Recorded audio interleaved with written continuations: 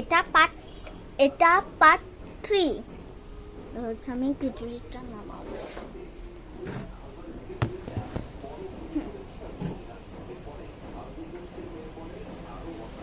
দেখো ধোয়া বের হচ্ছে, দিয়েছে মানে গরম হয়েছে।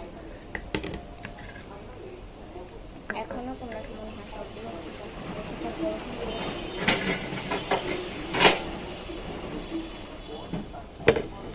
আমি খিচুড়িটি নেমে নেব আবি যাবি সরিয়ে।